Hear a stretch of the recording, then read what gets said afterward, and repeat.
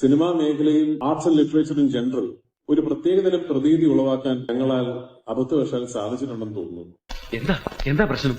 അറിഞ്ഞില്ലേ? ഇല്ല. എന്നാ വാ. അല്ല എന്താ പ്രശ്നം? അതായത് ഈ ലഹരി പദാർത്ഥങ്ങൾ നർക്കോട്ടിക്സിനെ റൊമാന്റിസൈസ് ചെയ്യുക. നമ്മളെയാണല്ലോ മച്ചമ്പി. എന്തോ ക്രിയേറ്റീവ് ആയിട്ടുള്ള ആൾക്കാർക്ക് ഇതൊരു ഫ്യൂവലാണ്. എന്തോ കുത്തി പറയുന്ന പോലെ എനിക്ക് ഫീൽ ചെയ്യുന്നുണ്ട് കേട്ടോ.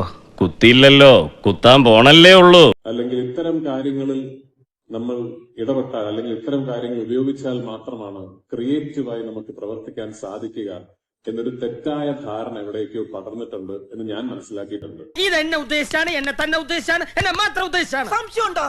ട്രസ്റ്റ് മീ, കള്ളമാണ്. ഒരു കയ്യബദ്ധം നാറ്റുകരുത്. അയ്യോ നോ നോ നോ.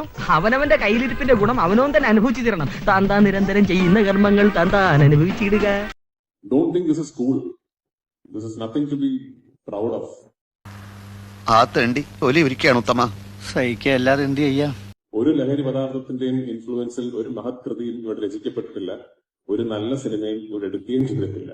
എനിക്ക് മുമ്പ് സംസാരിച്ച മഹത് വ്യക്തിയുടെ അഭിപ്രായങ്ങളോട് 100% ഞാൻ യോജിക്കുന്നു.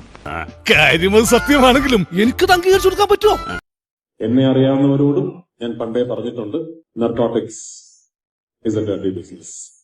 എന്നെ അറിയാവുന്നവരോട് ഞാൻ പണ്ടേ പറഞ്ഞിട്ടുണ്ട്, narcotics is A dirty business.